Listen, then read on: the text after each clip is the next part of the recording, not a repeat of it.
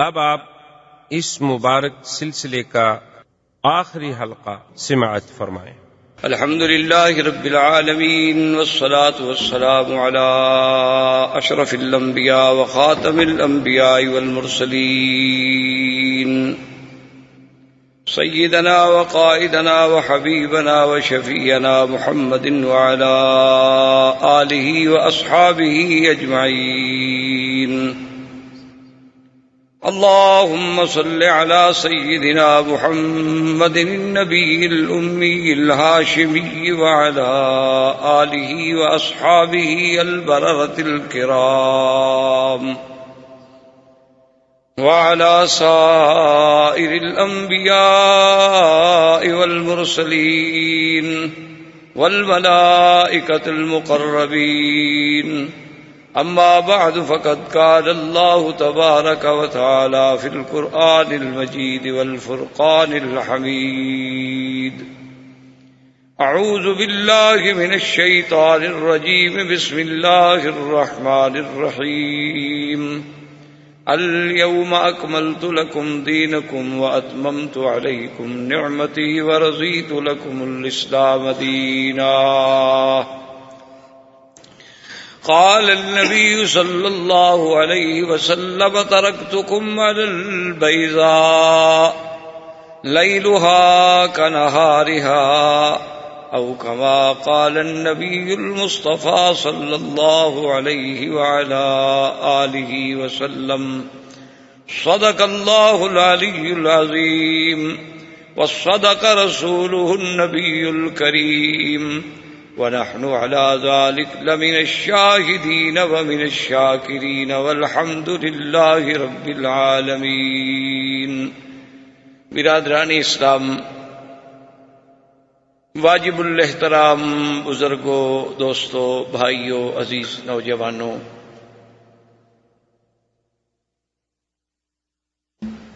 آج سیرت رسول پاک صلی اللہ علیہ وسلم کے سلسلہ دروس کا تقریباً آخری درس ہے۔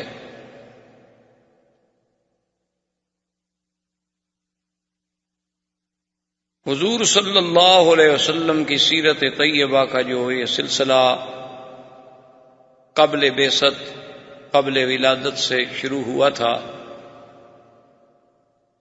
وہ مختلف دروس میں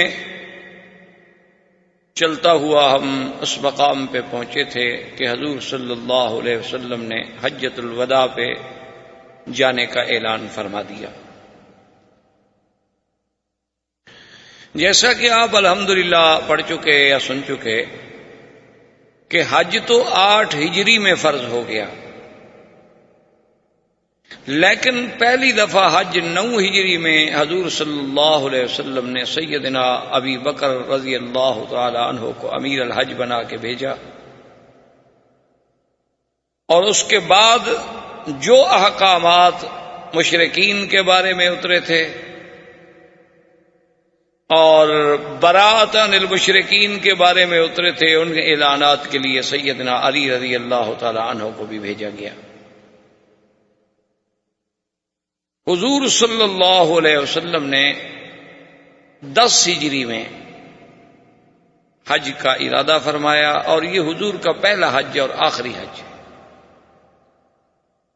حضور صلی اللہ علیہ وسلم نے عمرے تو 4 کیے ہیں، لیکن آپ کی زندگی مبارک میں فرض ہونے کے بعد یہ پہلا اور آخری حج ہے، اسی کے لیے اس کا نام حجۃ الوداع ہے۔ حضور صلی اللہ علیہ وسلم جب حج پہ تشریف لے چلے اور مختلف اکناف و اطراف سے صحابہ کرام رضوان اللہ علیہم اجمعین کے قافلے حضور کے ساتھ حج کرنے کے لیے شریک ہوئے، تو آج آپ اس منظر کو سامنے رکھیں اور اللہ کے قرآن کی حقانیت کو سامنے رکھیں کہ جس فتح مبین کا اللہ نے وعدہ فرمایا تھا کہ جب حضور صلی اللہ علیہ وسلم حدیبیہ جا رہے تھے تو 1400 کا لشکر آپ کے ساتھ تھا، اور آج اللہ تبارک و تعالیٰ کی شان دیکھیں کہ 1,00,000 سے زیادہ صحابہ حضور کے ساتھ حج پہ تھے۔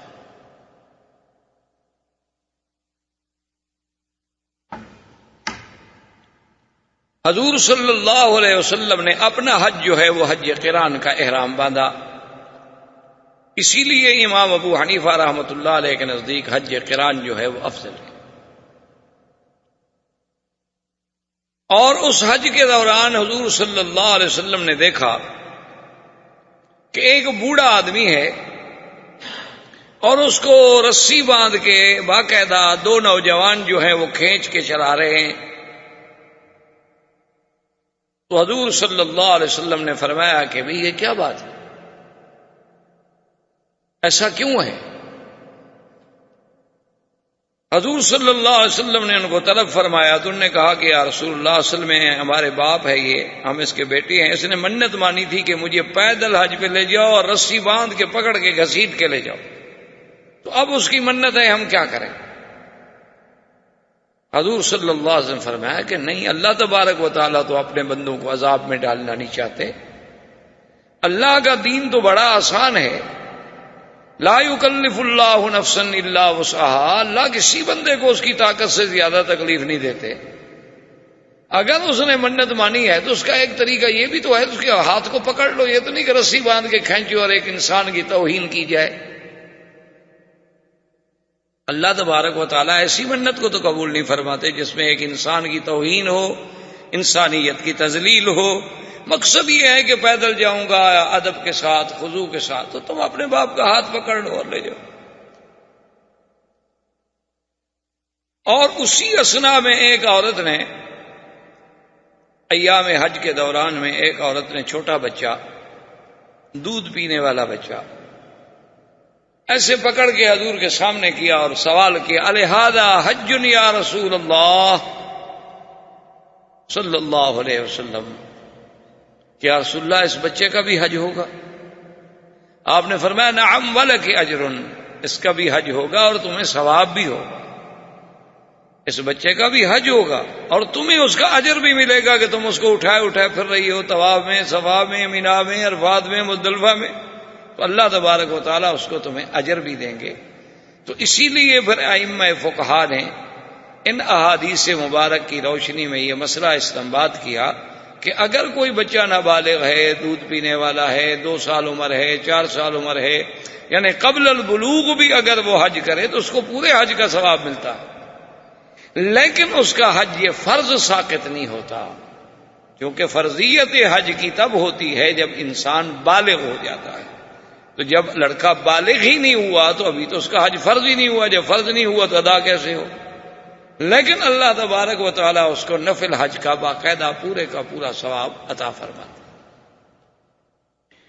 حضور صلی اللہ علیہ وسلم اونٹوں کا سفر کرتے ہوئے 4 ذی الحجہ کو مکہ مکرمہ پہنچے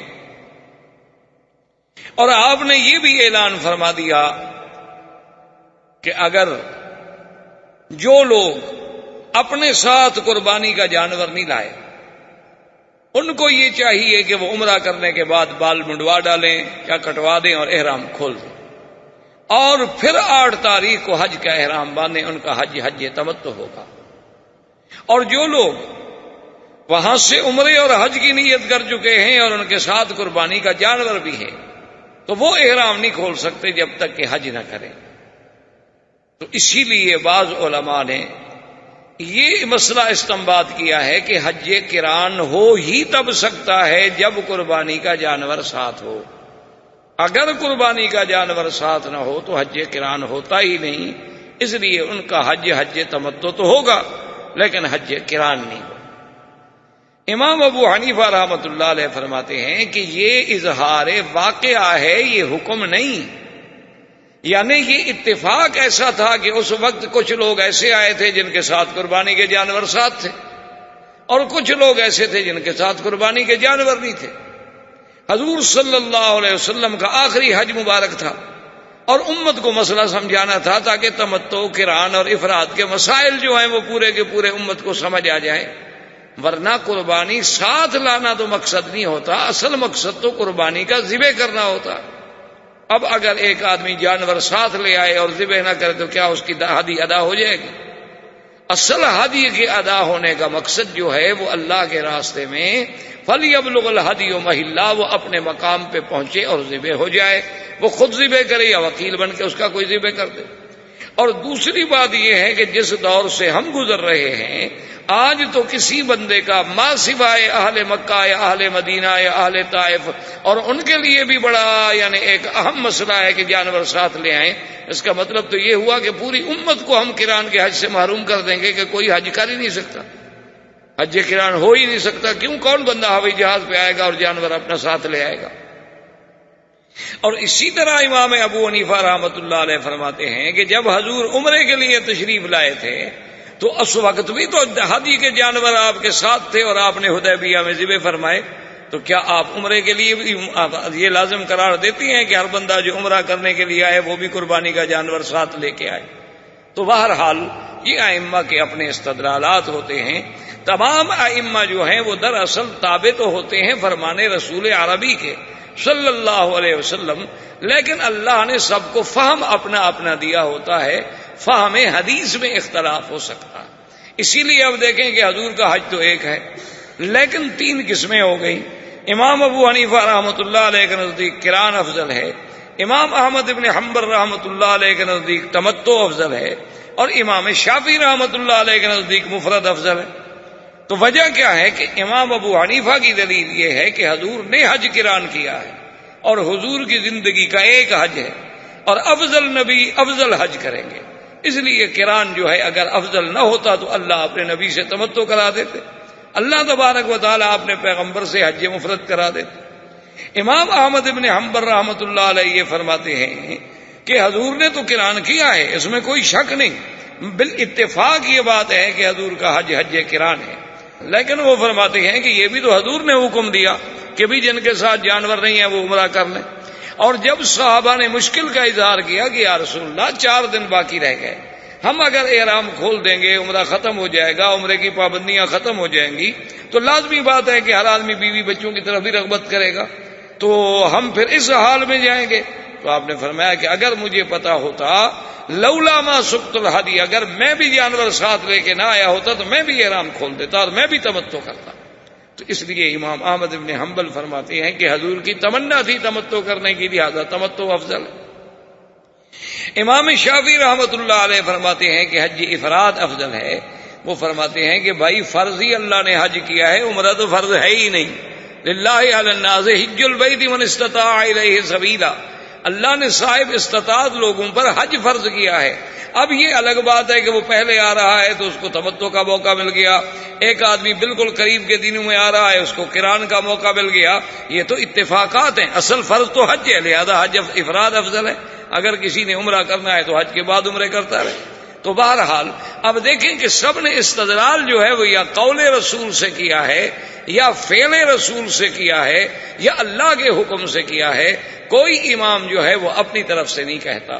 یہ بہت سارے کم علم اور جاہل لوگ جو تعصب کا شکار ہیں ان کے دماغوں میں یہ بات ہو جاتی ہے نعوذ باللہ کہ دیکھو جی ہم تو حدیث پہ عمل کرتے ہیں اور یہ حنفی ہیں اور یہ شافعی ہیں اور یہ حنبلی ہیں، یہ بات غلط ہے۔ سب سے بڑے اہل حدیث جو ہیں وہ ائمہ کرام ہیں کہ جن لوگوں نے ایک ایک حدیث پر ریسرچ کی، ایک ایک حدیث پہ محنت کی، ایک ایک حدیث کو سمجھا اور سمجھانے کی کوشش کی، پھر اس موضوع پہ ساری حدیثیں جمع کی تاکہ کوئی ناسخ، کوئی منسوخ، کوئی مقدم، کوئی مؤخر، کوئی مطلق، کوئی مقید، کوئی متواتر، کوئی قطعی الثبوت، کوئی قطعی الدلالہ، کسی پر اقتضاء النص، کسی پر اشارۃ النص۔ تو ان سب مسائل کو جب سامنے رکھا تو اللہ تبارک و تعالی تو اصل معنی میں اتباع کرنے والے تو وہ لوگ ہیں کہ جنہوں نے احادیث کے ذخیرے کو ملخص کرنے کے بعد پوری امت کے لیے خلاصہ پیش کر دیا دین کا، ورنہ ہم تو ایک ایک حدیث ڈھونڈتے اور سمجھنے کے لیے ٹھوکریں کھاتے پھرتے، اور پھر بھی ہمیں سمجھ نہ آتا کہ طہارت کے مسئلے میں کتنی حدیثیں ہیں۔ ان نے کتاب الطہارہ باندھ کے سارے مسئلے لکھ دیے اور ساتھ احادیث رسول اللہ صلی اللہ علیہ وسلم بھی جمع کر دی۔ تو بہرحال حضور صلی اللہ علیہ وسلم حضرت علی رضی اللہ تعالی عنہ یمن سے تشریف لائے۔ جب حضرت علی رضی اللہ تعالی عنہ یمن سے تشریف لے آئے اور جہاں سیدہ فاطمہ الزہرا رضی اللہ تعالی عنہا ٹھہری ہوئی تھی، خیمے تھے، اس وقت گھر تو کوئی تھے نہیں، خیمے لگا کر قیام کیا گیا تھا۔ تو حضرت علی جب خیمے میں تشریف لے گئے، دیکھا تو بی بی فاطمہ الزہرا غسل فرما کے، کپڑے پہن کے، تیل لگا کے، یعنی تیار ہو کے اپنے خاوند کے لیے بیٹھی ہیں ایک اچھی ہولیے میں۔ تو حضرت علی کو بڑا غصہ لگا، اس نے کہا کہ فاطمہ ماذا تفعلین، تم کیا کر رہی ہو؟ اتنے عرصے سے ہم آپس میں ملے نہیں ہیں، اور پھر میں حالت احرام میں ہوں، تم حج کرنے کے لیے آئی ہو، تو آج کیا ضرورت تھی بن سنور کے بیٹھنے کی؟ تو بی بی فاطمہ الزہرا نے کہا کہ یا علی لا تغضب، ناراض ہونے کی کیا بات ہے، یہ مسئلہ ہے تو جا کے حضور صلی اللہ علیہ وسلم سے پوچھ لو۔ جب ہم نے تمتع کر لیا، ہم نے احرام کھول دیا ہے، تو ہم پر تو پابندی ہے نہیں، اور جب ایک عورت احرام کی حالت میں بھی نہیں ہے، احرام سے نکل چکی ہے، اور اس کا خاوند بھی سفر سے آ رہا ہے، تو ہو سکتا ہے کہ تم بھی متمتع ہو سکتا ہے کہ تمہارا بھی عمرے کا احرام ہو، تو پھر خاوند کے لیے استقبال کے لیے تو عورت کو تیار ہونا ہے۔ یہ تو اسلام نے حکم دیا ہے، بلکہ اسلام نے اتنا بڑا حکم دیا ہے کہ جو عورت اچھے لباس پہن کے، یعنی اپنا سنگار کر کے اپنے خاوند کی انتظار میں بیٹھتی ہے، تو اللہ تبارک و تعالیٰ اس عورت کو اتنا ثواب دیتی ہیں جیسے کوئی مجاہد سرحد پہ رات کو پہرا دے رہا ہو، کیونکہ یہ بھی اپنے خاوند کو گناہوں سے بچانے کے لیے حفاظت کا ذریعہ بن رہی ہے، ورنہ اس کا خاوند گناہوں میں مبتلا ہوگا اور شیطان کے حملوں کا شکار ہو جائے گا۔ حضرت علی غصے میں حضور صلی اللہ علیہ وسلم کی خدمت میں حاضر ہوئے، اور حضور نے فرمایا کہ یا علی، تم یہ بتاؤ کہ تمہاری نیت کیا تھی، تم نے کیا احرام باندھا؟ اس نے کہا حضور میں تو آ رہا تھا یمن سے، آپ آ رہے تھے مدینے سے، تو اب جب میں میقات پہ پہنچا تو میں نے وہاں یہ نیت کی کہ یا اللہ، میری وہی نیت ہے جو تیرے نبی کی نیت ہے، چونکہ مجھے تو پتہ نہیں تھا کہ آپ کی نیت کیا ہوگی، تو اس لیے میں نے تو یہ نیت کر لی تھی کہ یا اللہ، میری وہی نیت ہے جو تیرے نبی کی نیت۔ تو حضور نے فرمایا کہ اچھا، میں نے تو پھر قران کیا ہے، اچھا تم جانور بھی لائے ہو؟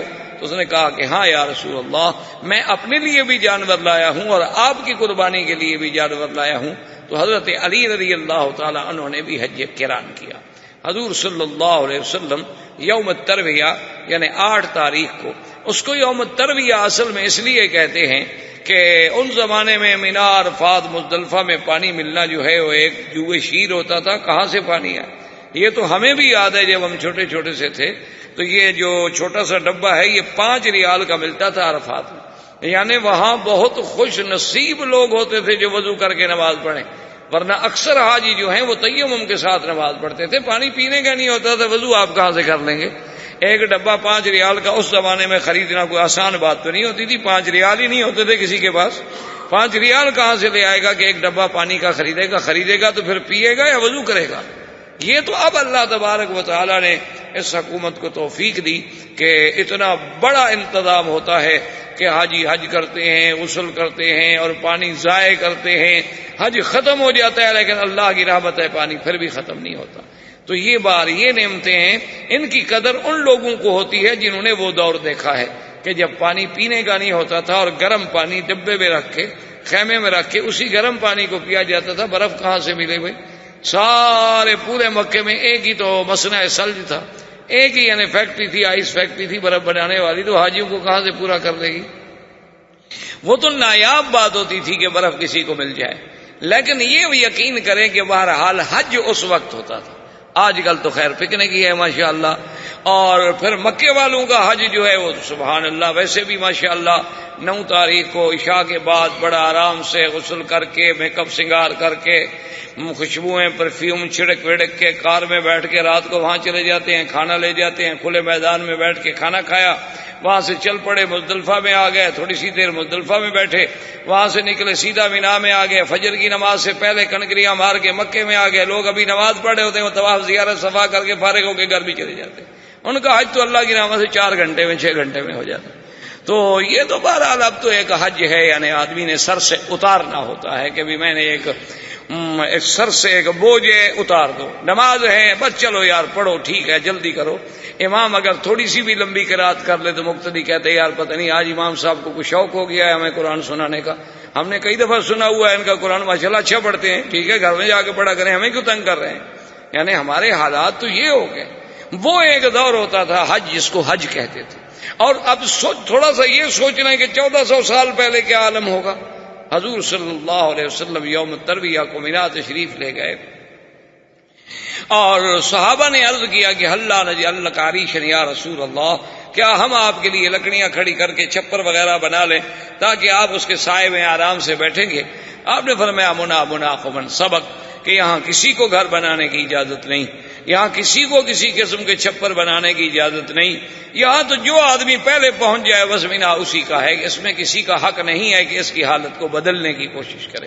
اور آج جو مشکلات ہمیں پیش آ رہی ہیں اس کی وجہ یہی ہے۔ ہم تو کہتے ہیں نا جی جدید ترقی کا دور ہے، امام بھی پختہ ہوں، بلکہ اب تو ماشاءاللہ بعض لوگ جو ہیں، یعنی ہم نے خود دیکھا ہے کہ صرف مینا عرفات کی 5 دن جو ہے نا اس کا خرچہ ہوتا ہے 27,000 ریال، تاکہ وہ ان کو اسی طرح 5 اسٹار ہوٹل کی سہولیات دیتے ہیں۔ اور کنکریاں جو ہیں ماشاءاللہ وہ دھو کر باقاعدہ مخملی تھیلیاں بنی ہوتی ہیں، ان میں باندھی ہوئی ہوتی ہیں تاکہ شیطان کو بڑے مہذب انداز میں مارا جائے، تاکہ وہ بھی ناراض نہ ہو، بڑے ریشمی رومال ہوں اور ایسی چیزیں ہوں۔ کوئی حج تو نہیں ہے نا جی، یہ تو اصل وجہ یہ ہے۔ ورنہ یاد رکھیں کہ خصائص مینا میں لکھا ہے علماء نے، یہ مینا کے خصوصیات میں ہے کہ اگر حضور نے فرمایا کہ قیامت تک جتنے لوگ بھی مینا میں آئیں گے، مینا کو اللہ اتنی وسعت دے دیا کریں گے کہ سب اس میں خود بخود سما جائیں گے۔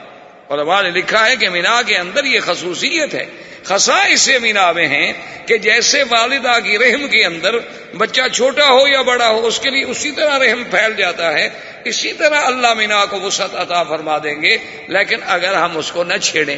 جب ہم نے چھیڑ دیا تو وہ برکتیں خود بخود ختم ہو گئیں۔ اچھا، اسی طرح مینا کی خصوصیت میں علماء نے لکھا ہے یہ بھی خصائص ہیں کہ جو کنکریاں تم رمی جمرات پہ مارتے ہو، اگر ان کو تم اٹھاؤ نہیں تو جو اللہ کے ہاں مقبول ہوتی ہیں وہ خود بخود اٹھ جاتی ہیں، اور جو وہاں پڑی ہوتی ہیں وہ مردود ہوتی ہیں۔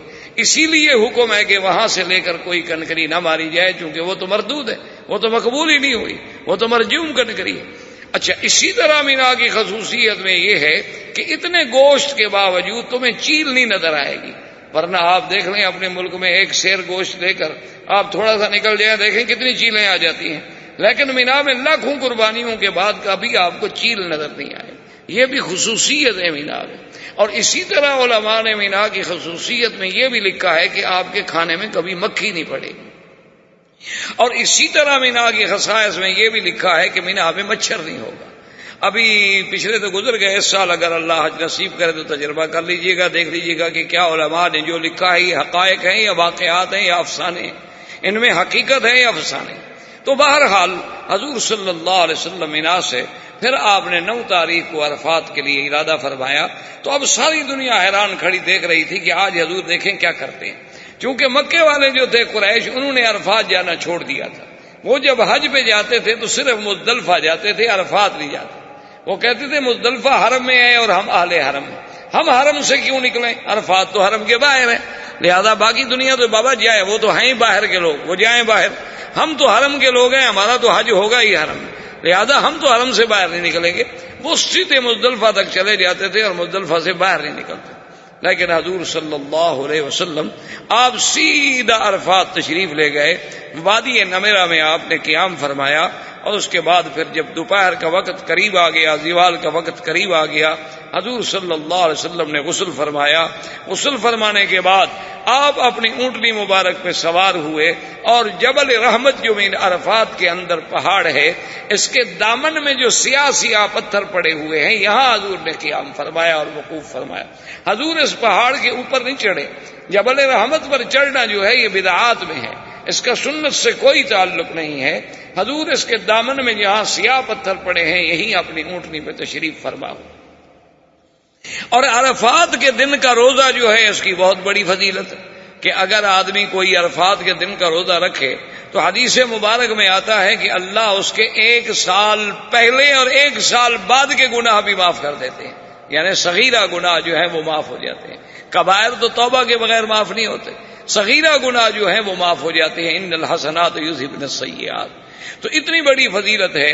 تو بی بی ام سلمہ کہتی ہیں کہ میں اس انتظار میں تھی کہ پتہ نہیں آج حضور کو روزہ ہے یا نہیں، تو بی بی صاحبہ نے ایک پیالے میں دودھ بھیجا حضور صلی اللہ علیہ وسلم کی خدمت میں، اور حضور اونٹنی پہ سوار تھے، تو اس وقت کی بیویاں جو ہیں ان کو بھی دین سیکھنے کا، سکھانے کا اور مسئلہ پوچھنے کے آداب کا بھی پتہ تھا کہ اب حضور سے پوچھیں جی آپ کو روزہ ہے کہ نہیں، حالانکہ بیوی ہے، پوچھ سکتی ہے، لیکن ادب کے خلاف ہے کہ کیسے میں سوال کروں۔ آپ کے لیے دودھ کا پیالہ بھیجا تو حضور صلی اللہ علیہ وسلم نے لے لیا، اور دودھ کیوں بھیجا کہ حضور دودھ کبھی رد نہیں فرماتے تھے۔ حضور صلی اللہ علیہ وسلم کا فرمان ہے کہ اگر کوئی بندہ آپ کو دودھ پیش کرے یا کوئی بندہ آپ کو اپنا خوشبو پیش کرے تو یہ دو چیزیں ایسی ہیں کہ آپ ان کو رد نہ کریں۔ اچھا یہ ہوتا ہے کہ کبھی مثلا ایک آدمی ہے بیچارہ دودھ نہیں پیتا یا اس کو دودھ منع ہے تو تھوڑا سا لے لے، گھونٹ لے لے، لیکن رد نہ کرے تاکہ سنت ادا ہو جائے، اور اس کے بعد رکھ دے کہ حضرت میں نے قبول کر لیا لیکن میں معذور ہوں۔ اچھا اسی طرح مثلا خوشبو ہے، بعض لوگوں کو بعض خوشبوئیں جو ہیں وہ الرجی کر دیتی ہیں تو وہ تھوڑی سی لینے کے بعد معذور عذر کر سکتا ہے لیکن رد نہیں کر سکتا، تاکہ حضور صلی اللہ علیہ وسلم کی سنت کا خلاف نہ ہو جائے۔ تو حضور نے جب لے لیا اور نوش فرما لیا تو سارے صحابہ کو مسئلہ سمجھ آ گیا کہ حضور روزے کے ساتھ نہیں، اگر حضور کو روزہ ہوتا تو کبھی نوش نہ فرما۔ تو اس سے محدثین نے اور فقہا نے مسئلہ نکالا کہ عرفات کا روزہ بڑا افضل ہے، لیکن ان لوگوں کے لیے جنہوں نے حج نہ کرنا ہو، لیکن جو حاجی اس سال حج پہ جا رہا ہو اس کے لیے روزہ نہیں رکھنا چاہیے، اس کے لیے سنت یہ ہے کہ وہ روزہ نہ رکھے، جیسے کہ حضور صلی اللہ علیہ وسلم نے روزہ نہیں رکھا۔ اور جو لوگ حج پہ نہیں جا رہے، مکے میں ہیں، مدینے میں ہیں، اپنے گھر میں ہیں، اپنے ملک میں ہیں، تو وہ اس دن روزہ رکھ لے تاکہ کوئی فضیلت تو ان کو بھی حاصل ہو جائے۔ اب حضور صلی اللہ علیہ وسلم نے یوم حجۃ الوداع میں وہ خطبہ عظیم جسے خطبۃ الوداع کے نام سے محدثین نے لکھا ہے، اور یہ وہ خطبہ ہے جو ایسا عظیم، جامع، معنی، کامل، مکمل خطبہ کائنات کی کسی کتاب میں اور کسی بڑے سے بڑے خطیب، بلیغ، ادیب سے آپ کو نہیں مل سکتا۔ اور یہ خطبہ اتنا بڑا ہے کہ اس پر محدثین نے شرحیں لکھی ہیں، کتابیں لکھی ہیں باقاعدہ صرف خطبہ حجۃ الوداع پہ۔ تو اس کے لیے تو مستقل اگر ایک مہینہ بھی آدمی درس دے تو نہیں پورا کر سکتا۔ بہرحال اس کا میں خلاصہ عرض کر دیتا ہوں۔ اور یہ بھی یاد رکھیں کہ آج پوری دنیا میں یعنی جو انسانی حقوق کے بہت بڑے علمبردار ہیں، اقوام متحدہ ہے اور سلامتی کونسل ہے اور فلان ہے اور فلان ہے، ہیومن رائٹس کے بڑے بڑے قوانین، سارے کے سارے حجۃ الوداع کے خطبے سے لیے گئے۔ اصل ان کا منشور جو ہے وہ وہی ہے جو حضور پاک صلی اللہ علیہ وعلا آلہ واصحابہ وسلم نے فرمایا تھا۔ حضور پاک صلی اللہ علیہ وسلم نے سب سے پہلے اپنے صحابہ سے سوال کیا، آپ نے فرمایا ای یوم ھذا، یہ کون سا دن ہے؟ اب دیکھیں سب صحابہ کو پتا ہے کہ جمعہ کا دن ہے، لیکن ادب کا تقاضا یہ تھا کہ چپ۔ اس لیے علماء نے مسئلہ نکالا ہے کہ اگر کوئی عالم آپ سے کوئی بات پوچھ رہا ہے تو ادب کا تقاضا یہ ہے کہ آپ خاموش رہیں، کیونکہ اس کے پوچھنے کا کوئی مقصد ہوتا ہے، کوئی سمجھانا ہوتا ہے، کوئی ہدایت دینی ہوتی ہے، اس لیے آداب میں ہے۔ فرمایا ای یوم ھذا، کون سا دن ہے؟ صحابہ خاموش۔ حضور نے فرمایا ای بلد ھذا، یہ کون سا ملک ہے؟ ای شہر ھذا، یہ مہینہ کون سا ہے؟ چپ۔ انہوں نے کہا اللہ اور رسول اللہ۔ حضور نے فرمایا تو سن لو کہ یہ شہر جو ہے شہر الحرام، اور یہ بلد جو ہے بلد اللہ الحرام، یہ شہر بھی حرمت والا، یہ بلد بھی حرمت والا، یہ دن بھی حرمت والا۔ تو اس حرمت کے تابع میں تمہیں ایک سب سے اہم بات بتاتا ہوں۔ فرمایا ان اموالکم و دماؤکم و اعراضکم حرام علیکم کحرمت یومکم ھذا فی بلدکم ھذا فی شہرکم ھذا۔ فرمایا کہ اے میرے صحابہ سن لو کہ جیسے اس بلد کی حرمت ہے، اس مہینے کی حرمت ہے، اس دن کی حرمت ہے، ان سب سے بڑی خون مسلم کی حرمت ہے۔ مسلمان کا خون حرام، خبردار، مسلمان کے خون کو اللہ نے اتنی عظمت دی ہے کہ یہ بلد اللہ الحرام کی بڑی حرمت ہے، اس شہر الحرام کی بڑی حرمت ہے، اس دن کی بڑی حرمت ہے، لیکن مسلمان کی عزت، مسلمان کا نفس، مسلمان کا مال تم سب پہ ایسے حرام ہے جیسے یہ بلد اللہ کا شہر حرام ہے، اللہ کا مہینہ حرمت والا ہے۔ حضور صلی اللہ علیہ وسلم نے حرمت دم مسلم پر بیان فرمایا، اور ایک روایت میں ہے حضور نے فرمایا کہ خون مسلم جو ہے وہ تو اللہ کے کعبے سے بھی افضل ہے۔ اب اسی سے آپ اندازہ کریں کہ جو لوگ مسلمانوں پر اور اسلام پہ کہتے ہیں دہشت گرد خدا کے لیے، وہ اپنے مذہب میں کوئی ایک قول بھی ایسا دکھا سکتے ہیں، وہ اپنے مذاہب میں ایک دلیل بھی کوئی ایسی دکھلا سکتے ہیں کہ وہ اسلام جو ایک خون مسلم کو اللہ کے کعبے سے بھی افضل کر رہا ہو، بلد اللہ الحرام سے بھی افضل قرار دے رہا ہو، تو وہ کیسے دہشت گرد ہو سکتا ہے یا کسی کا خون بہا سکتا ہے؟ اور اس کے بعد حضور نے دوسرا اعلان فرمایا، آپ نے فرمایا لوگوں سن لو کہ ربا حرام، آج کے بعد سود حرام، ربا کی ساری قسمیں حرام۔ اور اس کے بعد آپ نے فرمایا ربا الجاہلیت موضوع تحت قدمی ھذا واول وانا ازو ربا عباس۔ حضور نے فرمایا کہ آج جتنی سود کی ربا کی قسمیں ہیں جاہلیت میں، ان سب کو میں اپنے پاؤں کے ساتھ کچل رہا ہوں۔ اور سب سے پہلے سن لو کہ میرے چاچا عباس کا جس نے سود دینا ہے ختم، سب سے پہلے میں عباس کے سود کو ختم کرتا ہوں، کیونکہ حضرت عباس لوگوں کو قرض دیتے تھے سود پہ، اور بڑے لوگوں سے انہوں نے سود لینا تھا۔ آپ نے فرمایا ختم، سب سے پہلے اپنے گھر سے شروع کیا۔ اس لیے کہ ربا کی جتنی قسمیں ہیں یاد رکھیں، یہ آج کل جو ایک لوگوں نے دھوکہ دیا ہوا ہے، یہ سروس چارجز ہیں، یہ بینکنگ کا سود ہے، وہ ساہوکاروں کا سود تھا، یہ فلان ہے، یہ بالکل اسی طرح کی بات ہے جیسے کوئی یہ کہے کہ حضور نے فرمایا تھا نا کتا حرام ہے، وہ اس دور کا کتا، ہمارا کتا تو بڑا پالتو ہے، بڑا ٹھیک ٹھاک ہے، شیمپو کرتے ہیں ہم اس کو کار پہ ساتھ بھی لاتے ہیں، رات کو بیوی کو ساتھ نہ سلائیں لیکن کتے کو ضرور ساتھ سلاتے ہیں، یہ تو بڑا پیارا ہے، یہ کیسے وہ اس دور کا کتا بڑا خراب ہوگا، وہ حرام ہے، یہ تو وہی بات ہوگی۔ سود ہے، چاہے درد ہے، درد کو جس طرح بھی الٹو درد ہے۔ اور سود کا تھوڑا سا گناہ سن لیں کہ سود کی ادنا سے ادنا جو قسم ہے نا، اس کا گناہ اتنا ہے جیسے کوئی انسان اپنی ماں کے ساتھ 70 بار زنا کرے۔ اب آپ خود فیصلہ کر لیں کہ کہاں جا رہی ہے مسلم قوم جن کا 24 گھنٹے بینکوں کے ساتھ معاملہ ہے، کیسے ترقی ہو؟ اللہ کے ساتھ تو ہم لڑ رہے ہیں، فتح کیسے ہو جائے؟ اللہ نے فرمایا جو قومیں سود کھاتی ہیں فاذنوا بحرب من اللہ ورسولہ، وہ اللہ اور اللہ کے رسول کے ساتھ جنگ کر رہی ہیں۔ تو جب ہم اللہ کے رسول کے ساتھ جنگ کر رہے ہیں تو ہمیں کیسے فتح ہو سکتی ہے بھائی؟ ہم کیسے جیت سکتے ہیں؟ ہم کیسے جنگیں کر سکتے ہیں؟ ہم کیسے کافروں کا مقابلہ کر سکتے ہیں؟ ہم تو خود اللہ سے لڑ رہے۔ تو حضور صلی اللہ علیہ وسلم نے سود ختم کیا، اور اس کے بعد حضور نے فرمایا کہ جاہلیت میں جو خونی بدلے ہیں، جاہلیت میں یہ قاعدہ تھا نا کہ آپ نے اگر بندہ مارا ہے تو آپ کے 10 مار دیتے، اچھا جو آپ کے قبیلے کا مل جاتا اس کو بھی مار دیتے۔ حضور نے فرمایا خبردار، آج کے بعد کوئی کسی خون کا بدلہ نہیں لیا جائے گا، سارے بدلے ختم۔ اور اول ما ازو عامر بن ربیعہ، آپ نے فرمایا کہ سب سے پہلے عامر ابن ربیعہ جو عبد المطلب کی اولاد سے ہیں، اس کے خون کا بدلہ لینا تھا لوگوں نے، ہماری قوم نے، قبیلے نے، میں اس کو ختم کرتا ہوں، کوئی بدلہ نہیں ہوگا، ختم۔ آپ نے فرمایا سن لو کہ اگر کوئی قتل عمد کرے گا تو اس کا بدلہ کیا ہوگا، وَلَكُمْ فِي الْقِصَاصِ حَيَاةٌ يَا أُولِي الْأَلْبَابِ۔ آپ نے فرمایا اگر کوئی کسی کو جان کے ارادے سے، نیت سے، آلہ قتل سے قتل کرے وہ قتل کیا جائے گا، اور اگر شبہ عمد ہو یا خطا ہو، قتل ایک خطا ہوتا ہے، جیسے کوئی گاڑی کے نیچے مر گیا تو مارنا تو نہیں چاہتا تھا نا آدمی، خطا مر گیا، آپ شکار کھیل رہے تھے، بجائے خرگوش کے کسی بندے کو اتفاق سے گولی لگ گئی تو یہ قتل خطا ہے۔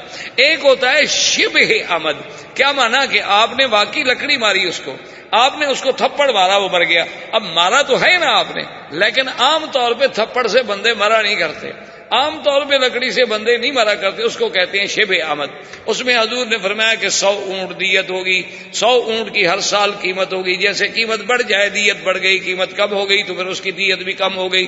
حضور صلی اللہ علیہ وسلم نے یہ بھی بیان فرما دیا، اور اس کے بعد حضور نے فرمایا کہ خبردار جو اللہ نے میراث میں حصے مقرر کر دیے ہیں، لڑکے کا، لڑکی کا، ماں کا، باپ کا، بہن کا، بیوی کا، شوہر کا، خبردار ان فرائض میں کوئی تبدیلی نہیں کر سکتا۔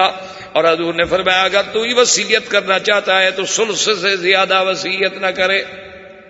کیا مانا، اگر کوئی بندہ اب شوق ہو گیا کہ اللہ نے مجھے جائیداد دی ہے، میں مدرسے کو دیتا ہوں، میں مسجد کو دیتا ہوں، میں ٹرسٹ بناتا ہوں، میں کوئی اللہ کے راستے میں کوئی کالج کھولتا ہوں، کوئی اسکول کھولتا ہوں، اس میں لگاتا ہوں، تو آپ کو حق ہے کہ 1/3 سے زیادہ آپ وصیت نہیں کر سکتے۔ یعنی اپنی جائیداد کے تیسرے حصے میں تو وصیت کا حق ہے، باقی جو ہے وہ آپ کی اولاد کا ہے، ورثاء کا ہے۔ اور یہ نہیں کہ آپ سارا مالی وصیت کر دیں جی میں بڑی نیکی کما رہا ہوں، یہ نیکی نہیں ہوگی۔ حضور صلی اللہ علیہ وسلم نے اس سے منع فرمایا۔ اور اس کے بعد حضور نے فرمایا اوصیکم بالنساء، حضور نے فرمایا خبردار میں عورتوں کے حقوق کے بارے میں تمہیں وصیت کرتا ہوں کہ عورتوں کے حقوق کا خیال کرنا۔ فإنہن لکم اوارن، یہ تمہارے ہاتھوں میں ایسے ہوتی ہیں بیچاری جیسے کوئی قید ہو، جیسے قیدی کسی کے ہاتھ میں ہوتا ہے۔ ان کے ساتھ خیال رکھنا، ان کے حقوق ادا کرنا، ان پہ کوئی ظلم و زیادتی اور تعدی نہ کرنا، اور ان سے اگر کوئی غلطی ہو جائے تو اس کو بھی برداشت کرنا۔ خیرکم خیرکم لأہلہ، تم میں اچھا آدمی وہ شمار ہوگا جو اپنے گھر والوں کے لیے اچھا ہو۔ حضور صلی اللہ علیہ وسلم نے عورتوں کے حقوق بھی بیان فرمائے اور فرمایا کہ ان کے حقوق اور ان کی بات جو ہے کچھ برداشت بھی کر لیا کریں۔ جیسے واقعہ آتا ہے کہ ایک آدمی کی بیوی تھی بڑی بدزبان، اللہ معاف کرے، تو وہ جناب چھوٹی چھوٹی سی بات پہ بات ہوتی ہے نا، اللہ پاک معاف کرے، بس بولنے کی عادت ہوتی ہے، اللہ تبارک و تعالیٰ رحمت کرے، وہ یعنی چپ ہی نہیں کرتی۔ اور جہاں عورت نہ بولے تو سمجھو بیمار ہے، ڈاکٹر کے پاس لے جاؤ۔ اگر عورت بول نہ رہی ہو نا تو پھر سمجھو اسے کوئی تکلیف ہے، پھر اسے آپ کسی نفسیات کے معالج کے پاس لے کر علاج کرائیں۔ عورت خاموش رہ نہیں سکتی، الا قلیل من عبادی الشکور، بہت قلیل لوگ ہیں جن کو اللہ نے چپ کرنا سکھایا ہے، ورنہ عورت تو نام ہی بولنے کا ہے۔ تو وہ آدمی بیچارہ بڑا بیوی سے تنگ آیا، اس نے کہا میں امیر المومنین کو جا کے شکایت کرتا ہوں۔ حضرت عمر کو شکایت کرنے کے لیے جب آئے، ان کے گھر دروازے پہ کھڑے ہو کے آواز دی، حضرت عمر آ رہے تھے تو دیکھا کہ حضرت عمر کی بیوی بھی اتنی زور زور سے حضرت عمر سے بات کر رہی ہیں۔ آئے تو نے کہا السلام علیکم، وعلیکم السلام۔ انہوں نے کہا اچھا جی مجھے اجازت۔ تو آپ نے فرمایا ابھی مجھے بلایا کیوں خدا کے بندے؟ اس نے کہا حضرت میں جو شکایت کرنے آیا تھا وہ تو یہاں بھی موجود ہے۔ آپ نے فرمایا کیا بات کیا ہے؟ اس نے کہا بات یہ ہے کہ میری بیوی بڑی زور زور سے باتیں کرتی ہے، چیختی ہے اور لڑتی ہے اور ایسا، تو میں اس کی شکایت لے کے آیا، تو آپ کی بیوی تو آپ پر چیخ رہی تھی۔ آپ نے فرمایا دیکھو صرف چیخ بھی تو نہیں رہی، میرے لیے کھانا بھی تو بناتی ہے، میرے لیے گھر کی حفاظت بھی تو کرتی ہے، میرے بستر بھی تو ٹھیک کرتی ہے، میرے کپڑے بھی تو تیار کرتی ہے، میری اولاد کو بھی تو سنبھالتی ہے۔ اگر اتنی ساری ذمہ داریاں قبول کرنے کے بعد صرف زیادہ زور سے بول لیتی ہے تو اتنا تو ہمیں بھی برداشت کرنا چاہیے نا، کچھ ہمیں بھی تو برداشت کرنا چاہیے۔ تو حضور صلی اللہ علیہ وسلم نے وصیت فرمائی کہ اگر عورتوں سے ایسی کوئی بات ہو، جیسی حضرت مرزا مظہر جان جانا رحمت اللہ علیہ جو اللہ کے بہت بڑے ولی گزرے ہیں، بلکہ اولیاء اللہ سے بھی ان کا مقام شاید بلند تھا، تو بہت بڑے اور نازک مزاج اتنے تھے، اللہ تبارک و تعالیٰ ان کی قبر پہ رحمت فرمائے کہ ایک مرید نے آپ کی خدمت میں ایک رضائی لحاف جو ہوتا ہے نا رات کو اوڑھنے والا، ہم تو اس کو رضائی کہتے ہیں، عربی میں لحاف کہتے ہیں، وہ لحاف آپ کی خدمت میں ہدیہ پیش کیا۔ صبح کو حضرت جب نماز پڑھانے کے لیے آئے تو آنکھیں مبارک سرخ تھیں، تو کسی ساتھی نے پوچھا کہ حضرت معلوم ہوتا ہے کہ رات سو نہیں سکے؟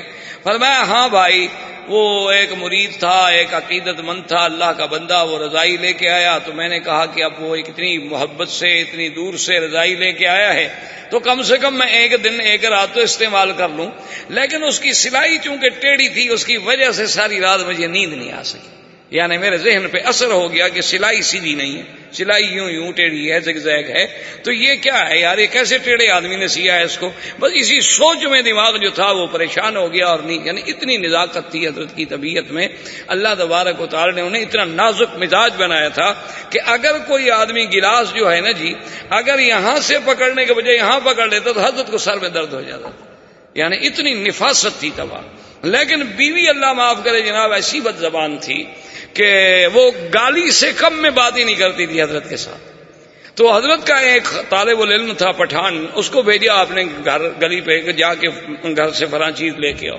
وہ گیا تو بیگم صاحبہ نے تو جناب وہ سنائی نا، ماشاء اللہ، اللہ معاف فرمائے، اللہ معاف فرمائے کہ پٹھان صاحب کا تو خون کھول گیا۔ واپس آیا، اس نے کہا استاد خوشی تمہارا بیوی، ہمارا بیوی ہوتا نا ہم اس کو آج سبق پڑھاتا، خدا کا قسم ہم زندہ نہیں چھوڑتا۔ یہ کیسا بیوی ہے، یہ تو بکواس کرتا ہے استاد، یہ تمہارا بیوی ہے، خدا کے لیے مجھ کو اجازت دو تو ہم اس کو ابھی ٹھیک کرتا ہے۔ تو حضرت نے فرمایا بھائی ٹھنڈے ہو جاؤ، خدا کے بندے کوئی بات نہیں، دیکھو میری بیوی ہے، تمہارے لیے تو ماں کے برابر ہے نا، تم جو میرے مرید ہو، تو میں اگر تمہارا باپ ہوں تو وہ تو تمہاری ماں کے برابر ہو گئی، بیٹھ جاؤ آرام سے۔ اس نے کہا استاد دیکھو ہمارا پیری مریدی اپنی جگہ، ایسا بیوی کو چھوڑ طلاق دو۔ اس نے کہا دیکھو بھائی اگر یہ اچھی ہے تو میں کیوں طلاق دوں، اور اگر گندی ہے تو دوسرے بھائی کے گلے میں کیوں ڈالوں؟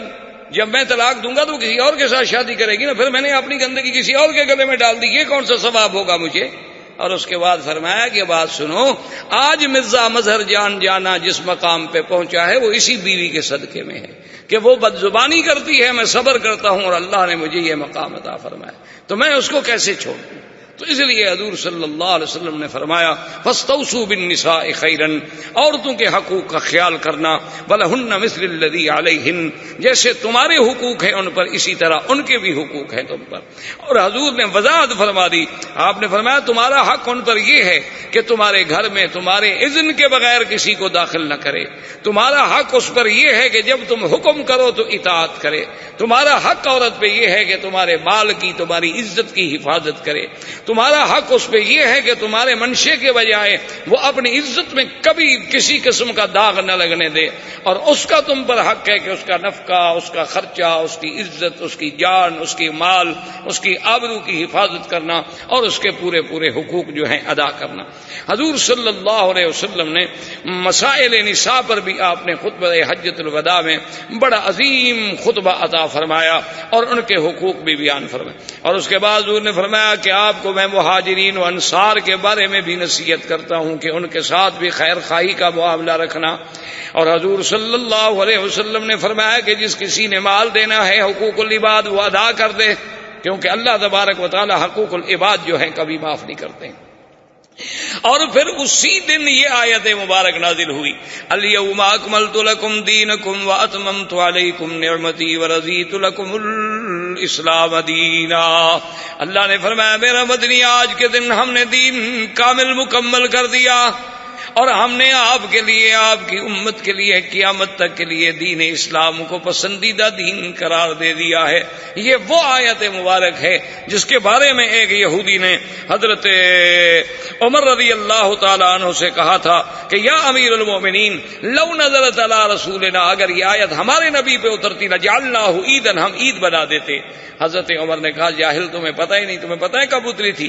انہ یوم الجمعۃ و یوم عرفہ، یہ جس دن اتری ہے جمعہ کا دن تھا اور عرفات کا دن تھا، تو مسلمانوں کی تو دو عیدیں ہیں اس دن، تم تو ایک عید بناتے، اللہ نے تو ہماری دو عیدیں کی تھی اس دن۔ حضور صلی اللہ علیہ وسلم نے حج ادا کیا، حج ادا کرنے کے بعد آپ سفر فرماتے ہوئے خیریت کے ساتھ مدینہ منورہ میں تشریف لے آئے۔ مدینہ منورہ میں آنے کے بعد یہ سفر جو ہوا تھا، اور دوسرا مسئلہ جو حضور نے حل فرمایا وہ تھا اشہر حرم کا۔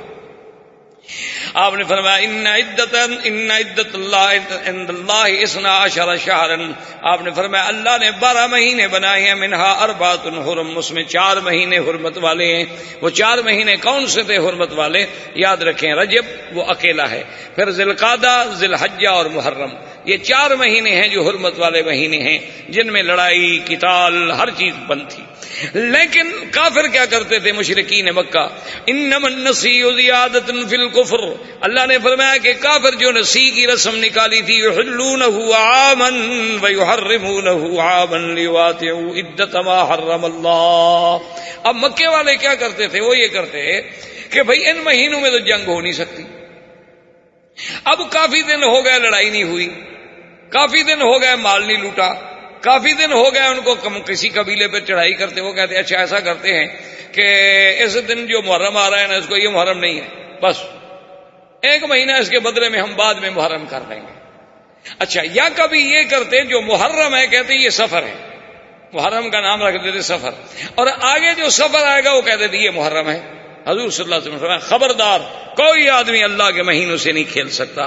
استدار، اب پورا دور جو ہے وقت کا پھر پھر کے اسی جگہ پہ آ گیا جو حق ہے، کیونکہ جب تم مہینے بدل دیتے ہو تو نتیجہ یہ نکلتا ہے حج بدل گیا، پھر حج جو ہے ذی الحجہ کے بجائے کبھی محرم میں کر رہے ہیں، کبھی سفر میں کر رہے ہیں، رمضان بدل گیا، سارے مہینے بدل گئے۔ یہ کیا تلاعب کرتے ہو تم اللہ کے مہینوں سے؟ اللہ کے شہور ہیں، اللہ کے دن ہیں، اللہ کے ایام ہیں، ان سے کسی قسم کا تلاعب نہیں کیا جا سکتا۔ حضور صلی اللہ علیہ وسلم جب مدینہ منورہ میں تشریف لے آئے تو اب سب سے پہلے آپ نے حکم دیا اسامہ کو. یہ اسامہ جو ہیں یہ زید کے بیٹے ہیں, اسامہ بن زید بن حارثہ. یہ حضور کے بڑے محبوب تھے, حضور کے متبنہ تھے زید, اور یہ بھی حب رسول اللہ صلی اللہ علیہ وسلم. حضور نے حکم دیا کہ جیش لشکر تیار کرو, بلقا فلسطین میں جا کے روم کا مقابلہ کرے, کیونکہ روم تبوک میں تو نہیں آئے تھے جیسے کہ آپ پڑھ چکے. اب حضور نے فرمایا کہ روم چلو مقابلے پہ, وہاں تو نہیں آئے لیکن ان کی طاقت ان کی قوت تو باقی ہے. لہذا یہ ہے کہ روم کے مقابلے کے لیے حضور نے لشکر کو تیار کرنے کا حکم دیا, اور لشکر کی قیادت جو ہے وہ اسامہ کے سپرد کر دی گئی. اب حیران ہوں گے آپ کہ اس وقت حضرت اسامہ کی عمر 18 سال تھی, لیکن اس لشکر کی شان یہ تھی کہ ابو بکر و عمر بھی اس کے تابع ہو گئے جانے تھے اس لشکر میں. حضور صلی اللہ علیہ وسلم نے یہ اعلان فرما دیا, اور اسی طرح اب یہ یعنی 10 ہجری ختم ہو کے 11 ہجری تقریباً یہ صفر کا مہینہ ختم ہو رہا ہے, اور ربیع الاول کا مہینہ قریب آ رہا تھا. بالکل آخری ایام تھے کہ حضور صلی اللہ علیہ وسلم رات کو جنت البقیع الغرقد تشریف لے گئے, جو مدینہ منورہ کا قبرستان ہے, اور حضور صلی اللہ علیہ وسلم نے ان کے لیے بڑی لمبی لمبی دعائیں کی. اور دعائیں کرنے کے بعد جب حضور صلی اللہ علیہ وسلم واپس تشریف لے آئے سیدہ عائشہ صدیقہ رضی اللہ تعالی عنہا کے گھر میں, تو آپ نے فرمایا کہ واراسا, آپ نے فرمایا عائشہ مجھے سر میں شدید درد ہو. اور خدا کی شان دیکھیں کہ حضور جب آئے تو بی بی عائشہ خود سر درد سے تڑپ رہی تھی. تو بی بی عائشہ نے کہا کہ یا رسول اللہ واراسا, مجھے تو پہلے سے صداع شدید ہے. حضور صلی اللہ علیہ وسلم کو مرض کی ابتدا جو ہے وہ سر درد سے شروع ہوئی, اور تکلیف جو تھی وہ روز بروز بڑھتی گئی. دوسرے دن حضور نے حکم دیا کہ میں ہر بیوی کے گھر میں جاؤں گا, کیونکہ حضور صلی اللہ علیہ وسلم کا عدل تھا, انصاف تھا کہ آپ روزانہ ہر بیوی کے گھر میں تشریف لے جاتے تھے. وہاں 5 منٹ 10 منٹ 15 منٹ تشریف رکھتے, بیٹھتے, ان کی خیریت پوچھتے, حال احوال پوچھتے, ان کو کوئی ضرورت ہوتی تو وہ ضرورت رفع فرماتے, اور پھر رات وہاں گزارتے جس بیوی کا موقع ہوتا, اور جس بیوی کا نوبہ ہوتا, اور جس بیوی کا نمبر ہوتا. حضور صلی اللہ علیہ وسلم ہر بیوی کے گھر میں جا رہے تھے.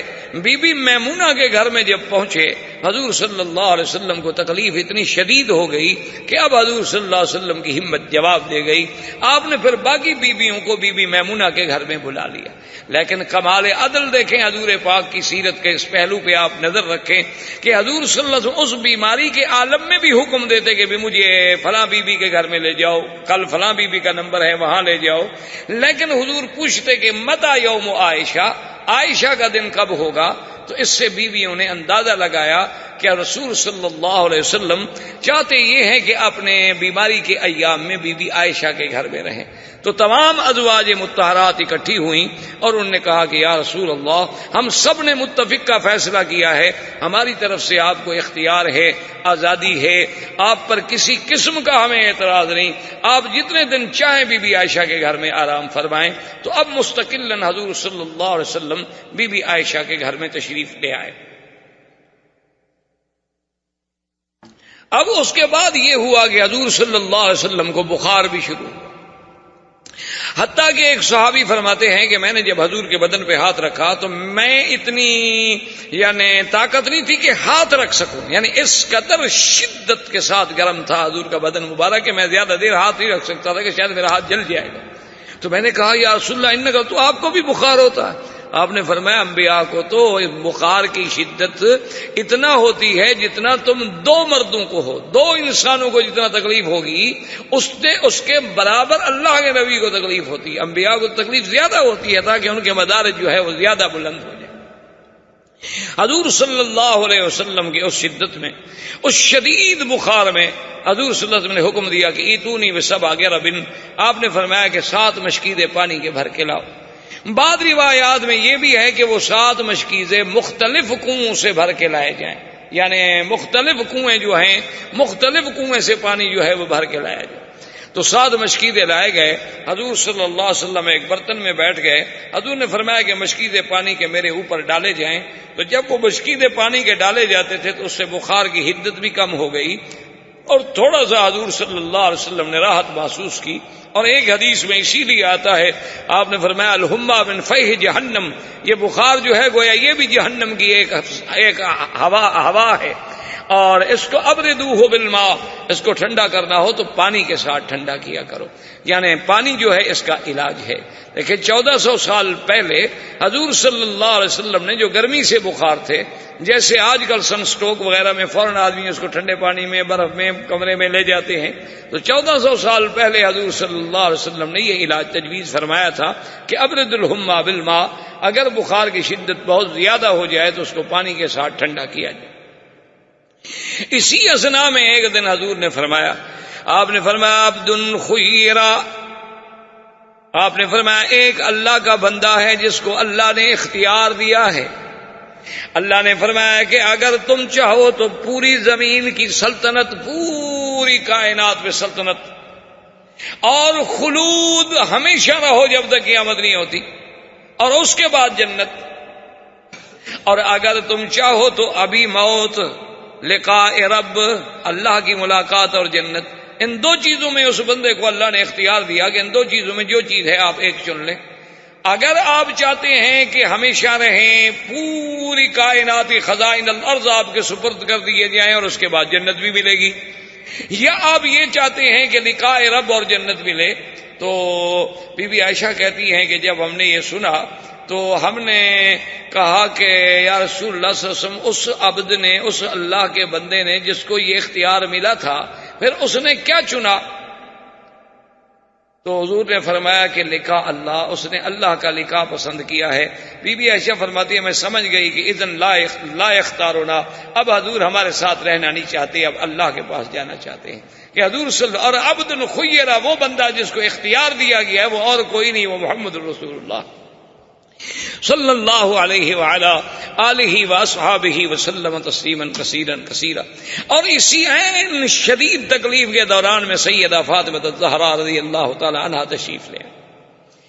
اور یہ سیدہ فاطمہ الزہرا وہ خوش نصیب خاتون تھی کہ جب حضور کی خدمت میں آتی تھی تو حضور کھڑے ہوتے تھے استقبال کے، یعنی اپنی بیٹی کے استقبال کے لیے اللہ کا نبی کھڑا ہو جاتا، اور کھڑے ہونے کے بعد حضور یقبل ما بین عینیہ، دو آنکھوں کے درمیان پیشانی پہ حضور بوسہ دیتے تھے اپنی بیٹی کو. لیکن آج حضور کو اتنی تکلیف تھی کہ حضور کھڑے نہیں ہو سکتے، حضور صلی اللہ علیہ وسلم لیٹے ہوئے تھے. تو سیدہ فاطمہ الزہرا نے جب دیکھا تو نے کہا فدا فدیتک روحی یا رسول اللہ، میری روح اور میری جان آپ پہ قربان ہو، آپ اس حالت میں ہیں کہ اب آپ کھڑے بھی نہیں ہو سکتے میرے لیے. تو بی بی صاحبہ حضور پہ گر گئیں اور اتنی شدت سے روئی بی بی سیدہ فاطمہ الزہرا رضی اللہ تعالی عنہا کہ تمام بی بی عائشہ اور گھر میں جو اہل بیت تھے سب رونے لگ گئے کہ بی بی کا یہ عالم ہے کہ آج صبر کا دامن نہیں جا رہا. اور بی بی بار بار کہہ رہی ہیں فدیت بنفسک یا رسول اللہ، فدیتک بابی و امی یا رسول اللہ، فدیتک بروحی یا رسول اللہ. حضور میری زندگی، میرا نفس، میرا روح، میری جان سب آپ پہ قربان ہو جائے، لیکن آپ کو اللہ صحت و عافیت کے ساتھ زندہ رکھے. بی بی فاطمہ الزہرا رو رہی ہیں اور حضور نے اپنے قریب اشارہ کیا کہ اور میرے قریب ہو جاؤ. پھر حضور نے کوئی بات فرمائی تو بی بی فاطمہ مسکرانے لگی. تو سیدہ عائشہ کہتی ہیں خدا کی قسم ہے میرے دل میں جتنا بی بی فاطمہ کا احترام تھا کسی بی بی کا احترام نہیں تھا. اس کی وجہ یہ ہے کہ انہا یشبہ رسول اللہ، کہ بی بی فاطمہ کا اٹھنا بیٹھنا بولنا چالنا بالکل تصویر تھی محمد الرسول اللہ صلی اللہ علیہ وسلم کی. لیکن حضور کی اس تکلیف کے دوران میں ہنسنا، کہ بی بی ہنس پڑی. تو کہتی ہے کہ اس دن میرے دل سے بی بی فاطمہ کا مقام جو تھا نا وہ کچھ کم ہوا کہ بھی یہ کوئی ہنسنے کا مقام ہے، ابھی تو تم رو رہی تھی اور ابھی تم ہنس رہی ہو. لیکن بعد میں یہ راز کھلا کہ جب بی بی فاطمہ الزہرا سے میں نے پوچھا تو انہوں نے کہا کہ حضور نے فرمایا تھا کہ فاطمہ تم نہ رو، اتنا غم نہ کرو، سب سے پہلے تم مجھے ملو گی انشاءاللہ. تو پھر میری تسلی ہو گئی کہ اچھا سب سے پہلا لکھا تو پھر میرا ہی ہوگا نا حضور صلی اللہ علیہ وسلم کے ساتھ. تو اس لیے میں خوش ہو کے مسکرا دی. تو حضور صلی اللہ علیہ وسلم کے گھر میں اس کے بعد حضرت عمر آئے، اس کے بعد حضرت عبداللہ ابن عمر آئے، اس کے بعد حضرت محمد ابن ابی بکر آئے.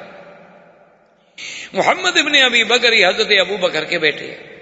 وہ جب تشریف لے آئے تو ان کے ہاتھ میں مسواک تھا. تو بی بی عائشہ فرماتی ہیں کہ حضور صلی اللہ علیہ وسلم میں جب دیکھ رہی ہوں کہ حضور کی نظر مبارک جو ہے بار بار مسواک کی طرف اٹھ رہی، تو میرے خیال میں سمجھ گئی کہ کان یشتاق ہوں، حضور صلی اللہ علیہ وسلم کو مسواک کی حاجت ہے اور تڑپ ہے، اسی لیے حضور اسی طرف دیکھ رہے ہیں۔ تو میں نے کہا یا رسول اللہ آپ کو مسواک چاہیے؟ حضور نے فرمایا کہ ہاں مجھے مسواک چاہیے۔ تو میں نے اپنے بھائی سے مسواک لے کر حضور کی خدمت میں پیش کیا، تو حضور پاک نے فرمایا کہ اشارہ کیا حضور نے عائشہ کہ مسواک چونکہ تازہ ہے اور جدید ہے اور مجھ میں طاقت نہیں ہے کہ میں اب اس کو نرم کر سکوں، تم اپنے منہ میں نرم کر کے مجھے دے دو۔ تو سیدہ عائشہ فرماتی ہیں کہ آخر شیء الذی دخلت، سب سے آخری چیز جو حضور کے بطن میں گئی وہ میرا لعاب تھا، کہ میں نے وہ مسواک نرم کر کے حضور صلی اللہ علیہ وسلم کو دیا اور حضور نے وہی مسواک استعمال کیا، اور اس کے بعد استعمال کرنے کے بعد حضور نے مجھے مسواک دے دیا۔ فرماتی آخر شیء آخر ریق الرسول، حضور کا آخری لعاب دہن جو میرے اندر داخل ہوا وہ اسی مسواک کی وجہ سے داخل ہوا، کہ حضور صلی اللہ علیہ وسلم کا اس کے لعاب لگا ہوا تھا، تو میں اس مسواک کو مسواک بھی کرتی رہی اور چوستی رہی، اور حضور صلی اللہ علیہ وسلم کا لعاب میرے بدن کے اندر داخل ہوا، جو سب سے بڑی بات تھی۔ اور اس کے بعد حضور صلی اللہ علیہ وسلم نے فرمایا کہ عائشہ میرے گھر میں 7 دینار ہیں، تو بی بی عائشہ نے کہا کہ ہاں، فرمایا فتصدقوا، فوراً صدقہ کرو۔ اس کے بعد حضور پھر بے ہوش ہو گئے، حضور صلی اللہ علیہ وسلم بے ہوش ہو گئے۔ اس کے بعد جب ہوش آیا فرمایا حل تصدقتم، تم نے وہ 7 دینار خیرات کر دی ہے؟ انہوں نے کہا شغلنا بمرضک یا رسول اللہ، حضور آپ کی بیماری کی پریشانی میں ہماری چیز بھولے ہوئے ہیں، کوئی چیز یاد ہی نہیں رہتی، ہم تو ہر وقت آپ کے فکر میں۔ آپ نے فرمایا فصدقوا، فوراً صدقہ کرو۔ اس کے بعد پھر حضور بے ہوش ہو گئے۔ تھوڑی دیر کے بعد جب حضور صلی اللہ علیہ وسلم کو ہوش آیا، آپ نے فرمایا حل تصدقتم، وہ 7 دینار تم نے صدقہ کر دیا؟ انہوں نے کہا حضور غلطی ہوگی۔ فرمایا فوراً صدقہ کرو، میں یہ نہیں چاہتا کہ میں اپنے اللہ کے دربار میں جاؤں اور میرے گھر میں 7 دینار بھی ہوں۔ اللہ کا نبی یہ نہیں چاہتا کہ خدا کے دربار میں جائے اور اس کے گھر میں پیسہ ہو اور اس کے گھر میں دینار پڑے ہوں، اس کے گھر میں درہم پڑے ہوں۔ جب میرا خلیل میرا مولا ہے تو مجھے اپنے گھر میں کوئی چیز رکھنے کی حاجت نہیں۔ حضور صلی اللہ علیہ وسلم نے وہ بھی خیرات کر دیے، یعنی حضور کی وفات کے وقت میں بھی حضور کے گھر میں 1 درہم اور 1 دینار بھی موجود نہیں تھا۔ اس کے بعد حضور صلی اللہ علیہ وسلم نے فرمایا کہ پتہ کرو کہ نماز ہو گئی ہے یا نہیں۔ اصل وجہ یہ تھی کہ اب صحابہ جو تھے وہ مسجد میں بیٹھے ہوئے، سب انتظار میں ہیں صحابہ کہ حضور صلی اللہ علیہ وسلم کب آئیں گے۔ حضور صلی اللہ علیہ وسلم نے فرمایا کہ نماز، بی بی عائشہ کہتی ہے میں نے عرض کیا کہ یا رسول اللہ ابھی نماز ہوئی نہیں ہے، جماعت منتظر ہے۔ تو آپ نے فرمایا اچھا پانی ڈالو، پانی ڈالا گیا۔ حضور نے فرمایا اچھا میں جانے کی کوشش کرتا ہوں، لیکن اغمی علی رسول اللہ، حضور صلی اللہ علیہ وسلم پہ پھر بے ہوشی طاری ہو۔ تھوڑی دیر کے بعد جب ہوش آیا فرمایا مروا ابا بکر فلیصلی بالناس، آپ نے فرمایا ابو بکر کو حکم دو کہ لوگوں کو امام بن کے نماز پڑھا دے۔ اس لیے علماء نے استدلال کیا کہ جس کو زندگی میں اللہ کے نبی نے امام بنا دیا ہو تو اس کو امت اگر امام نہ مانے تو کتنی بڑی بدقسمتی۔ حضور نے حکم دیا مروا ابا بکر فلیصلی بالناس، حضرت ابو بکر کو حکم دیا گیا۔ اب صحابہ حضرت ابو بکر صلی اللہ علیہ وسلم کی قیادت میں کھڑے ہو رہے ہیں، لیکن آپ سوچ سکتے ہیں کہ وہ کیا منظر ہوگا، وہ کیا عالم ہوگا کہ صحابہ کہتے ہیں کہ ہمارے اندر ہوش نہیں ہے، صحابہ رو رہے ہیں، آنسو آ رہے ہیں کہ آج تو حضور مسجد میں آنے سے بھی رہ گئے۔ اس کا مطلب یہ ہے کہ حضور صلی اللہ علیہ وسلم کی تکلیف جو ہے وہ زیادہ سے زیادہ بڑھ رہی۔ اور حضور صلی اللہ علیہ وسلم نے اسی مرض الوفات میں یہ بھی فرمایا کہ عائشہ ھذا انقطاع اوان ابہری من السم الذی اکلت بخیبر، وہ خیبر میں جو عورت نے مجھے زہر دیا تھا آج اس زہر کا اثر ہے جس کی وجہ سے میری آنتیں مبارک کٹ رہی۔ اس زہر کے اثر کو اللہ نے محفوظ رکھا، لیکن اپنے نبی کو مقام شہادت دینے کے لیے، اپنے نبی کو مرتبہ شہادت عظمیٰ پہ پہنچانے کے لیے اس کا اثر جو ہے وہ موت کے وقت میں ظاہر ہو گیا کہ حضور صلی اللہ علیہ وسلم نے فرمایا کہ معلوم یہ ہوتا ہے کہ میری آنتیں مبارک جو ہیں وہ کٹ رہی ہیں۔ اب جب نماز کھڑی ہوئی تھوڑی دیر حضور کی طبیعت میں کچھ افاقہ ہو گیا۔ حضور نے حکم دیا حضرت علی اور حضرت فضل ابن عباس یہ دونوں جو ہیں قریب آئے، تو حضور صلی اللہ علیہ وسلم نے ان کے کندھوں پہ ہاتھ رکھا، اور بی بی عائشہ فرماتی ہے میں دیکھ رہی تھی کہ حضور کے پاؤں مبارک زمین پہ ایسے لکیر کھینچ رہے تھے، یعنی پاؤں میں طاقت نہیں تھی کہ حضور پاؤں پورا رکھ سکیں، وہ کندھے پہ ہاتھ رکھ کر بس ان کے سہارے سے چل رہے تھے. اور جب حضور مسجد میں داخل ہوئے تو صحابہ کے تو چہرے کھل گئے نا خوشی سے. تو کوئی الحمدللہ، کوئی سبحان اللہ، تو سب صحابہ نے کہا حضرت ابو بکر کہتے ہیں میں سمجھ گیا کہ یہ معلوم ہوتا ہے کہ حضور تشریف لا رہے. حضرت ابو بکر ہٹنے لگے مصلی سے کہ بھی جب اللہ کے نبی آ گئے تو اب میری کیا طاقت ہے کہ میں مصلی پہ کھڑا رہوں. حضور نے فرمایا الا رسلک یا ابا بکر، الا رسلک یا ابا بکر، ابو بکر کھڑے رہو مصلی پہ، کھڑے رہو مصلی پہ. لیکن حضرت ابو بکر ہٹ گئے. تو اس لیے محدثین نے لکھا ہے کہ اب حضور صلی اللہ علیہ وسلم آگے آگے بیٹھ گئے تو گویا حضور امام بنے ابو بکر کے اور ابو بکر امام بنے امت کے. حضور صلی اللہ علیہ وسلم تو یہ مقام بھی اگر ملا تھا تو سیدنا ابی بکر کو جب نماز سے فارغ ہوئے تو حضور نے فرمایا کہ ابا بکر میں نے تمہیں حکم دیا تھا کہ الا رسلک. اس نے کہا مال ابن ابی قحافہ یا رسول اللہ، حضور ابن ابی قحافہ کے بیٹے کی کیا طاقت ہے کہ اللہ کے نبی کے سامنے مصلی پہ کھڑا ہو جائے، میں کیسے کھڑا ہو سکتا ہوں. حضور صلی اللہ علیہ وسلم نماز پڑھائی. اس کے بعد حضور نے اشارہ فرمایا کہ مجھے ممبر پہ بٹھا دو. تو ممبر کے 3 درجے تھے نا، تو حضور تیسرے درجے تک بھی نہیں چڑھ سکے، پہلے درجے پہ بیٹھ گئے اور حضرت علی اور حضرت فضل عباس نے بٹھایا. اور اس کے بعد حضور صلی اللہ علیہ وسلم نے فرمایا کہ السلام علیکم، سب سلام کیا. صحابہ نے جواب دیا تو فرمایا اوصیکم بالمہاجرین الاولین. حضور نے فرمایا لوگوں میں اپنے مہاجرین صحابہ کے بارے میں تمہیں وصیت کرتا ہوں کہ ان کے شان کا خیال رکھنا. اور آپ نے فرمایا اوصیکم بالانصار، اور میں وصیت کرتا ہوں کہ انصار کا بھی خیال رکھنا، انصار کی عظمت کا بھی خیال رکھنا. اور حضور پاک نے فرمایا استوصوا بالنساء، اور آپ نے فرمایا عورتوں کے حقوق کا بھی خیال رکھنا. انی لا اخشی علیکم، حضور نے فرمایا کہ مجھے ڈر نہیں ہے کہ تم لوگوں پہ بھوک آئے گا. لا اخشی علیکم الفقر ولکن اخشی علیکم الغنا، مجھے ڈر یہ ہے کہ میری امت اتنی امیر ہو جائے گی، اتنی دولت ملے گی، اتنی پیسہ ملے گا کہ جیسے پہلی امتیں دولت کی وجہ سے برباد ہو گئی، کہیں میری امت بھی دولت کی وجہ سے برباد نہ ہو جائے. حضور صلی اللہ علیہ وسلم نے وصایا فرمائے. اور اس کے بعد حضور صلی اللہ علیہ وسلم نے فرمایا عزکم اللہ، کہ تم سب کے لیے میں دعا کرتا ہوں کہ اللہ تم سب کو عزت دے. رفعکم اللہ، اللہ تم لوگوں کی شان کو بلند کر دے. رزقکم اللہ، اللہ تم سب کو رزق دے دے. واودعکم واقول لکم والسلام علیکم. حضور نے فرمایا کہ اب میں آخری تمہیں سلام کہہ رہا ہوں، چونکہ اب میرا وقت اللہ کے پاس جانے کا آ گیا. اور پھر حضور صلی اللہ علیہ وسلم نے فرمایا کہ یاد رکھو کہ جب مجھے موت آ جائے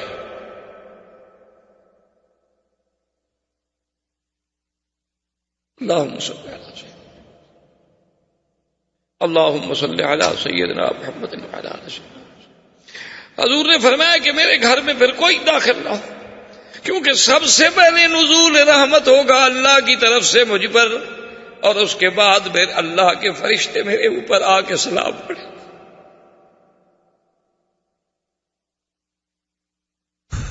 اول من صلی علیہ وسلم جبرائیل و میکائیل و اسرافیل و ملک الموت. فرمایا اللہ کے وہ 4 فرشتے جو ہیں وہ سب سے پہلے داخل ہوں گے، پھر مجھ پر سلام پڑھیں. اور اس کے بعد حضور نے فرمایا یدخل علی رجال اہل بیتی، پھر میرے خاندان کے مرد داخل ہوں. ثم يدخل علی نساء اہل بیتی، اس کے بعد میرے خاندان کی عورتیں داخل ہوں. اور اس کے بعد حکم فرمایا کہ صحابہ داخل ہوں، لیکن نبی کے جنازے کا کوئی امام نہیں ہوگا، کیونکہ امام الانبیاء والمرسلین تو وہ خود ہیں. اللہ کے نبیوں اور رسولوں کے جب امام ہیں تو آپ کا امام کون ہو سکتا ہے؟ اور حضور صلی اللہ علیہ وسلم نے فرمایا کہ عبد خیرا، اللہ نے مجھے تو اختیار دیا ہے، لیکن انی اخترت لقاء ربی، میں اللہ تبارک و تعالیٰ کا لقاء پسند کرنا چاہتا ہوں.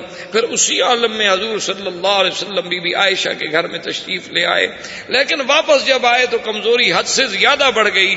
اور اس کے بعد ابھی حضور کمرے میں ہیں، حضور صلی اللہ علیہ وسلم بی بی عائشہ بیٹھ گئی، اور بی بی عائشہ کہتی ہے کہ یہ شرف مجھے میرے اللہ نے دیا تھا کہ مات رسول اللہ صلی اللہ علیہ وسلم بین سحری و نحری، حضور کا سر مبارک میرے سینے پر تھا جب حضور کی وفات ہوئی ہے، اور فرمایا مات رسول اللہ فی حجرتی وفی یومی وفی نوبتی، اور یہ بھی شرف مجھے اللہ نے دیا تھا کہ حضور صلی اللہ علیہ وسلم کی جب موت آئی حجرہ بھی میرا تھا، دن بھی میرا تھا، اور گھر بھی میرا تھا، اور سینہ بھی میرا تھا، اور آخر شیء الذی دخلت فی رسول اللہ ریقی، اور سب سے آخری چیز جو حضور کے بدن کے اندر داخل ہوئی وہ بھی میرا لعاب تھا۔ فرمایا عائشہ نے یہ شرف اللہ تبارک و تعالی نے مجھے دیا ہے اور کسی نے نہیں دیا۔ ثم استأذن جبریل، اور اس کے بعد پھر جبریل علیہ السلام حاضر ہوئے اور انہوں نے اذن مانگا کہ یا رسول اللہ مجھے اجازت ہے اندر آنے کی۔ حضور صلی اللہ علیہ وسلم نے بی بی عائشہ صدیقہ کو ایک طرف حکم دے دیا اور حضرت جبریل کو اجازت دی، تو حضرت جبریل نے کہا یا رسول اللہ ان ملک الموت یستاذن، اب ملک الموت دروازے پہ کھڑے ہیں اور اذن مانگ اجازت مانگ رہے ہیں، لیکن اب بھی ان کو اختیار یہ دیا گیا ہے کہ جیسے حضور فرمائیں، اگر حضور چاہتے ہوں دنیا میں رہنا تو ملک الموت واپس آ جائے، اور اگر حضور چاہتے ہوں لقاء رب کا تو پھر آپ کی روح مبارک کو قبض کیا جائے۔ حضور نے فرمایا جبرائیل ملک الموت کو اجازت دے دو، انی اشتاق الی ربی، میں اپنے رب کی طرف مشتاق ہوں، اب میں چاہتا ہوں کہ میرا لقاء رب ہو جائے، اب میں اس دنیا میں رہنے کے لیے تیار نہیں ہوں۔ فدخل ملک الموت فی حجرۃ رسول اللہ صلی اللہ علیہ وسلم، پھر ملک الموت جو ہیں وہ حضور صلی اللہ علیہ وسلم کے حجرہ مبارک میں داخل ہوئے۔ ثم قبض روح النبی صلی اللہ علیہ وسلم، اور اس کے بعد حضور صلی اللہ علیہ وسلم کا روح مبارک جو ہے قبض کیا گیا، کیسے کہ اللہ تبارک و تعالی نے قرآن میں فرما دیا تھا کہ انک میت وانہم میتون ثم انکم یوم القیامۃ عند ربکم تختصمون، کہ اے میرے نبی آپ پہ بھی موت آنی ہے اور تمام لوگوں پر بھی موت آنی ہے۔ یہ موت ایسی چیز ہے کہ اس سے کوئی نہیں بچ سکتا ماں سوائے اس اللہ کے جس کی صفت ہے اللہ لا الہ الا هو الحی القیوم لا تأخذہ سنۃ ولا نوم۔ اللہ کے کروڑوں صلاۃ و سلام ہوں حبیب کبریا پر حضور صلی اللہ علیہ وسلم، اور پھر اسی جگہ وہ حجرہ مبارک جو تھا وہی قبر مبارک بنی اور وہی روضہ مبارک بنا اور وہی قیامت تک صلاۃ و سلام اور اللہ کی رحمتوں کی جھڑی لگی ہوئی ہے۔ اللہم ارزقنا اتباع نبیک وحب نبیک وحبیبک محمد صلی اللہ علیہ وسلم وحب من يحبك وحب عمل من يقربنا الى حبك وصلى الله تعالى على خير خلقه سيدنا محمد وعلى اله واصحابه اجمعين برحمتك يا ارحم الراحمين۔ الشیخ محمد خیر محمد حجازی المعروف شیخ مکی مدرس مسجد حرام مکۃ المکرمہ سیرت النبی صلی اللہ علیہ وسلم کے موضوع پر خطاب فرما رہے تھے۔ مکمل سیٹ 30 کیسٹ پر مشتمل ہے، تیار کردہ پاک ریکارڈنگ، پہلی منزل کریم سینٹر صدر کراچی، فون نمبر 5678 123۔